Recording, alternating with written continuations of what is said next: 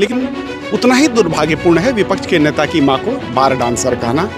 लेकिन हाल के दिनों में हम देख रहे हैं भारतीय जनता पार्टी को विपक्ष के नेता की मां की चिंता नहीं है। लेकिन एक चीज बाबुल जी है नहीं कि जो कानून बनाते हैं, जो संविधान का सबसे बड़ा संरक्षक कहलाता है, वो संसद में जाते हैं, अपने अपने क्षेत्र का नेतृत्व करते हैं। अगर उनकी भाषा की मर्यादा और राजनीति में भाषा का इस तरह से गिरावट अगर दर्ज होने लगे, हमको बहुत दुख है। बिहार बंदी का कारण क्या है? मेरा मानना है कि बिहार बंदी नहीं, भारत बंदी होना चाहिए। और वो अस्पताल डिलीवरी के लिए जा रही थी, उन माओं को अस्पताल नहीं जाने दिया गया भारतीय जनता पार्टी के गुंडों के द्वारा। तो ये तो शुद्ध नौटंकी है। और तो पूरे बिहार बंद का आह्वान करके बिहार में चुनावी फिजा और क्षमा कैसे बने, इस पर काम करने का इन्होंने काम किया। और अब बिहार के लोग ही कह रहे हैं कि जब आप सत्ता पक्ष में हैं तो बंद आप किसके खिलाफ कर रहे हैं, यह बताइए। 4 सितंबर को एनडीए महिला मोर्चा की तरफ से बिहार बंदी का आह्वान किया गया था। कारण था कि प्रधानमंत्री मोदी की स्वर्गीय माता को महागठबंधन के मंच से गाली दी गई। लेकिन जनसुराज पार्टी जहां तीसरे विकल्प के तौर पर खुद को प्रेजेंट कर चुकी है बिहार में, उनका इस बंदी को लेकर के क्या कहना है और ये पूरे भाषा विवाद को लेकर के क्या कहना है, उन्हीं का पक्ष जानने के लिए हम पहुंचे हैं। उनके जो मुख्य प्रवक्ता हैं बाबुल विवेक जी, भागलपुर जिला से ताल्लुक़ रखते हैं, जनसुराज पार्टी के नेता हैं, उनसे बातचीत करेंगे और ये बिहार बंदी को लेकर के जो एनडीए के कार्यकर्ता ने किया था उसको लेकर के इनका रुख जानना चाहेंगे। 4 सितंबर को एनडीए की महिला मोर्चा की तरफ से, जिसमें पुरुष साथी भी मौजूद थे, कहा कि बिहार बंदी पूरी तरह से सफल हुआ। बाद में फिर इस पर राजनीति भी होने लगी। कांग्रेस पार्टी, आरजेडी, तमाम लोग कहने लगे कि प्रधानमंत्री मोदी जी खुद अपनी भाषा को संयमित तरीके से नहीं रखते हैं, वो कांग्रेस की सोनिया गांधी को क्या कुछ जाने कहते रहते हैं। जनसुराज पार्टी का क्या रुख है इस पर? देखिए, जो पूरा का पूरा विवाद है, गाली, अभद्र भाषा या संवैधानिक दायरे को तोड़ना कहीं से भी जायज़ नहीं माना जा सकता है।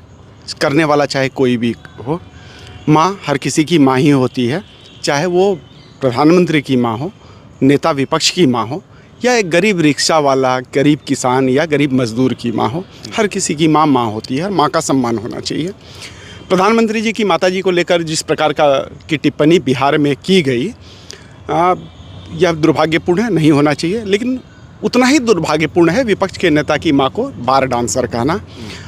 और उससे भी ज़्यादा दुर्भाग्यपूर्ण यह है इकराम जी कि इन दो माओं के पीछे बिहार की उन करोड़ों माओं को छिपा देना, उनके दुख दर्द को छिपा देना, जो हर दिन जो है आज के सिस्टम के भ्रष्टाचार का शिकार हो रही हैं, जिनका बेटा जो है शराबबंदी में शराब पी के बिगड़ रहा है, जिनका बेटा ड्रग्स के नशे के चपेट में आ गया है।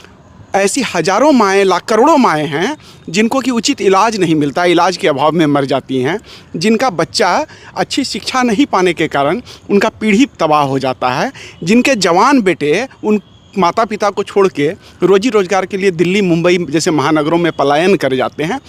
हमारे लिए महत्वपूर्ण वो माताएं हैं। लेकिन हाल के दिनों में हम देख रहे हैं भारतीय जनता पार्टी को विपक्ष के नेता की मां की चिंता नहीं है। लेकिन अगर प्रधानमंत्री मोदी जी की मां को गाली पड़ गई तो उसने बिहार बंद का आह्वान कर दिया।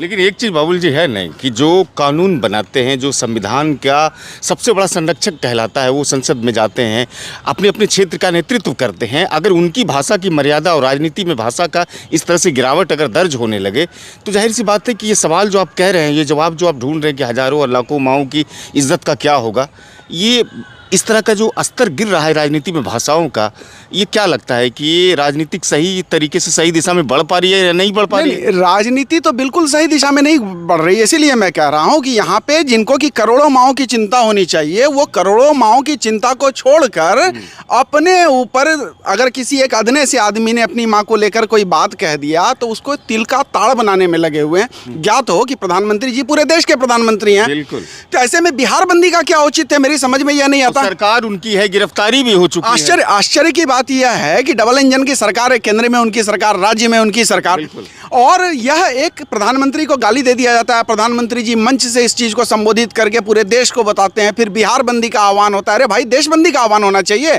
मेरी भावनाएं ज्यादा आहत हुई हैं। मैं कह रहा हूं कि एक भारतीय के तौर पर मेरी माँ का बेशक से इज्जत नहीं होना चाहिए, गरीब रिक्शा वाले की माँ की इज्जत नहीं होना चाहिए, लेकिन प्रधानमंत्री जी की माँ को लेकर मेरे हृदय में बहुत वेदना है, हमको बहुत दुख है। मेरा मानना है कि बिहार बंदी नहीं, भारत बंदी होना चाहिए। तो भारतीय जनता पार्टी के नेताओं ने केवल बिहार तक प्रधानमंत्री को क्यों सीमित किया? चुनाव है यहाँ, क्योंकि चुनाव है यहाँ पे, तो ये राजनीतिक रोना धोना है, मैं यही बताना चाह रहा हूँ। एक घटना आपने देखा होगा भागलपुर में, हिंदुस्तान के अखबार के छायाकार हैं, उनको पीटने की बात सोशल मीडिया पर सामने आई, उसके साथ गाली गलौज करने की गलौज बात किया। सामने आई, वो खुद से बाइट देते हुए दिखाई दिए हैं।